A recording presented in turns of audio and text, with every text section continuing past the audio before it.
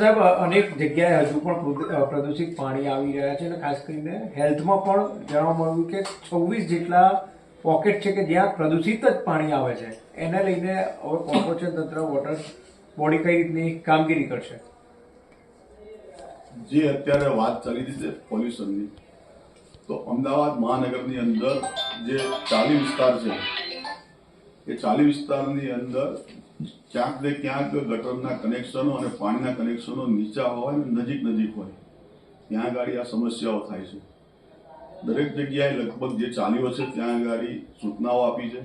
ગટર લાઈન અને પાણીની લાઈન અલગ અલગ કરવી અને જરૂરિયાત મુજબ જે કંઈ નાખવાની નવી નાખવી પડે તો નવી પણ નાખવાની. અત્યારે મધ્ય ઝોનમાં બી 40 વિસ્તાર, અસારવાની અંદર, જમાલપુરની અંદર આ બધી જગ્યાએ છે, ત્યાં આગળના ટેન્ડરો કરેલા છે અને બધી જગ્યાએ લગભગ જ્યાં ચાલીઓ છે અને જ્યાં સમસ્યા વારંવાર પ્રદૂષણ આવવાની છે ત્યાં આગળ આપણે નક્કી કરેલું છે કે બધી જગ્યાએ પાણીની અને ગટરની લાઈનો બદલી નાખવી અને લોકોને પ્રદૂષણ મુક્ત પાણી મળે, પોલ્યુશન મુક્ત પાણી મળે એવી વ્યવસ્થા સત્વરે ગોઠવવી એવી સૂચના આપી છે. લઈને તાકીદ કરવામાં આવી છે. શું કહેવું?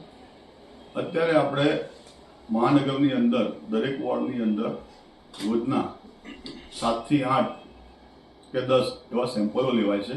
એની માત્રા હવે ડબલ કરવાની આજે સૂચના આપી છે અને ડબલ કરીને અને એની જે રિપોર્ટો આવે એનું ક્લોરીન તરત જ ખબર પડતી હોય છે. એટલે ક્લોરીનનો રિપોર્ટો એ શું આવ્યા અને ના આવ્યા, એ ફેલ થયા તો એના રિપોર્ટો લેબની અંદર મોકલીને સત્વરે એના રિપોર્ટ મળે કમિટીને એવી આજે સૂચના આપવામાં આવી છે. પાણીઓને લઈને કેવી ચર્ચા આવી? કારણ કે જે રીતે ગાંધીનગરની અંદર ટાઇફોઇડના કેસ વધ્યા છે એને ધ્યાનમાં રાખીને શું ચર્ચા થઈ અમદાવાદ મહાનગર માટે?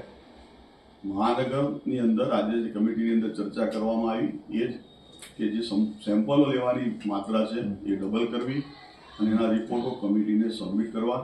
ક્લોરીન તાત્કાલિક તરત સ્થળ ઉપર જ ચેક કરી અને એના રિપોર્ટો મોકલવા અને જે જગ્યાએ સિક્યુરિટી એટલે જ્યાં ગાડી જગ્યા છે ત્યાં WDS ઉપર સિક્યુરિટી મૂકવાની પણ આજે સૂચના આપવામાં આવી છે અને સત્વરે દરેક WDS ઉપર સિક્યુરિટી ગાર્ડ તૈનાત થાય એવી વ્યવસ્થા કરવાની પણ આજે સૂચના આપવામાં આવી છે.